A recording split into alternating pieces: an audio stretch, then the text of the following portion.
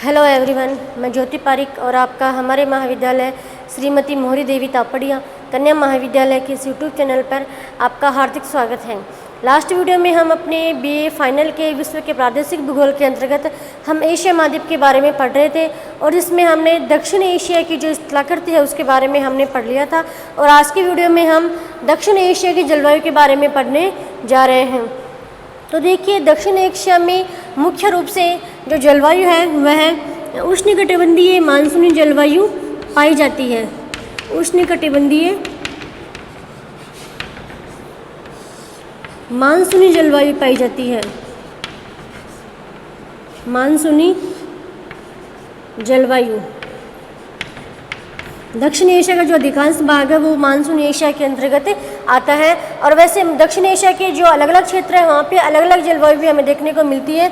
जैसे देख लीजिए, जैसे हिमालय पर्वत है तो हिमालय पर्वतीय क्षेत्र में हमें जो जलवायु है वो मिलेगी शीत जलवायु, शीत कटिबंधीय, ये शीत जलवायु, ठीक है। और एक और हम देखें थार के मरुस्थल में, तो थार के मरुस्थल में हमें उष्ण जलवायु देखने को मिलेगी।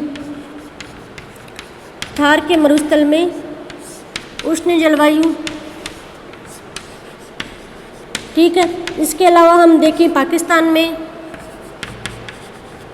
तो देखिए पाकिस्तान में शीतोष्ण जलवायु पाई जाती है। शीतोष्ण जलवायु, ठीक है। और इसके आगे हम देखें तो भारत के जो तटीय प्रदेश हैं, भारत के तटीय प्रदेश है, ठीक है।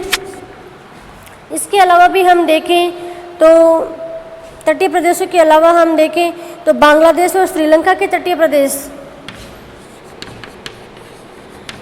बांग्लादेश और श्रीलंका के जो तटीय प्रदेश है वहाँ पे हमें जो समुद्री जलवायु है उसका प्रभाव हमें देखने को मिलता है। समुद्री जलवायु का प्रभाव इन तटीय प्रदेशों में हमें देखने को मिलता है।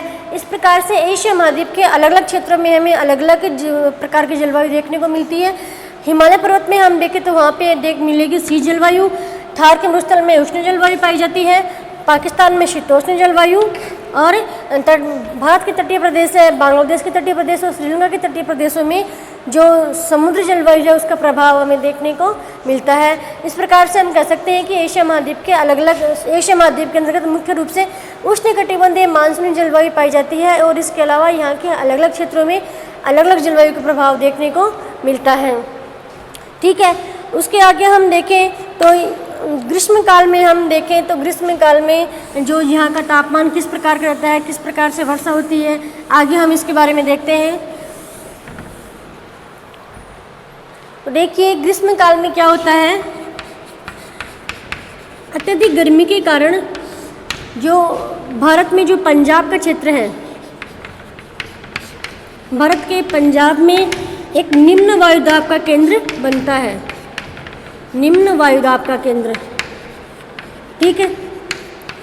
भारत के पंजाब में अत्यधिक गर्मी के कारण ग्रीष्म काल में भारत के पंजाब के क्षेत्र के आसपास निम्न वायुदाब का केंद्र बनता है, क्योंकि तापमान अधिक होता है और तापमान और वायुदाब में विपरीत संबंध होता है। जहाँ का तापमान अधिक होता है वहाँ का वायुदाब निम्न होता है। तो ग्रीष्म काल के मौसम में भारत में पंजाब और थार के मरुस्थल के आसपास हमें निम्न वायुदाब का एक केंद्र बनता है। और दक्षिण में हम देखें तो हिंद महासागर में उच्च वायुदाब का केंद्र उसी समय बनता है और हवाएं हमेशा उच्च दाब से निम्न वायुदाब की ओर चलती है, ठीक है। तो ग्रीष्म काल में क्या होगा, हवाएं उच्च दाब से निम्न दाब की ओर चलेगी, यानी कि हिंद महासागर से हवाएं चलेगी उत्तर की ओर, मतलब श्रीलंका, भारत, बांग्लादेश, भूटान, पाकिस्तान की तरफ।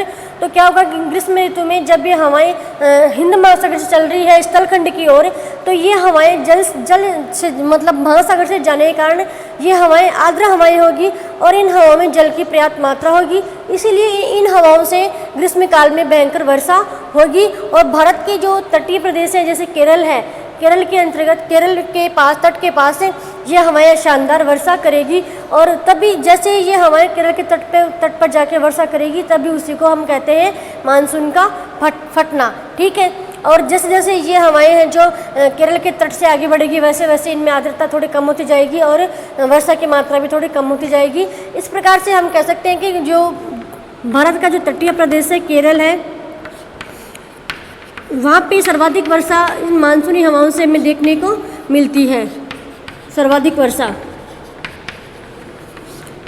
वर्षा मतलब है 500 सेंटीमीटर तक वर्षा इन हम मानसूनी हवाओं से हो जाती है। और उसके बाद हम देखें तो जैसे जैसे ये हवाएं आगे बढ़ेंगी वैसे वैसे इनकी आर्द्रता कम होती जाएगी, इनमें जल की मात्रा भी कम होएगी और वर्षा का जो अनुपात है वो भी घटता चला जाएगा।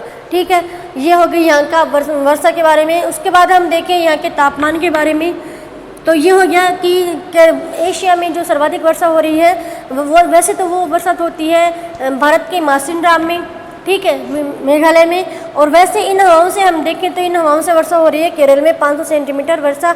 और हम औसत वर्षा की बात करें दक्षिण एशिया में औसत वर्षा का स्तर है 100 से लेके और 150 सेंटीमीटर तक। ठीक है, फिर आगे हम देखें यहाँ के तापमान के बारे में, तो एक दक्षिणी एशिया में जो सर्वाधिक तापमान रहता है वो है पाकिस्तान के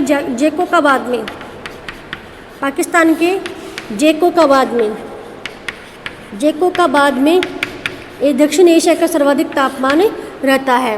ठीक है, यह तापमान है जो 50 डिग्री सेल्सियस तक पहुंच जाता है ग्रीष्मकाल में जेकोकाबाद में 50 डिग्री सेल्सियस तक तापमान पहुंच जाता है। और अब निम्न तापमान की बात करें, सर्वाधिक निम्न तापमान रहता है हिमालय क्षेत्र में कितना 10 डिग्री सेल्सियस तक तापमान पहुंच जाता है हिमालय क्षेत्र में, या फिर जम्मू कश्मीर में भी आप कह सकते हो, लेह लद्दाख में।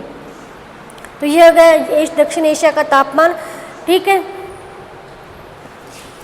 तो आज के वीडियो में हमने दक्षिण एशिया की जलवायु के बारे में पढ़ा है, जिसमें हमने यहाँ के तापमान और वर्षा की बात हमने की है। ठीक है, तो मतलब किस स्थान पर सर्वाधिक वर्षा हो रही है, किस मानसूनी हवाओं से यहाँ पे वर्षा होती है, यहाँ पे वर्षा का औसत स्तर कितना है, यहाँ पे सर्वाधिक तापमान कहाँ रहता है, कितना रहता है, इन सभी चीज़ों के बारे में हमने आज की वीडियो में चर्चा की है।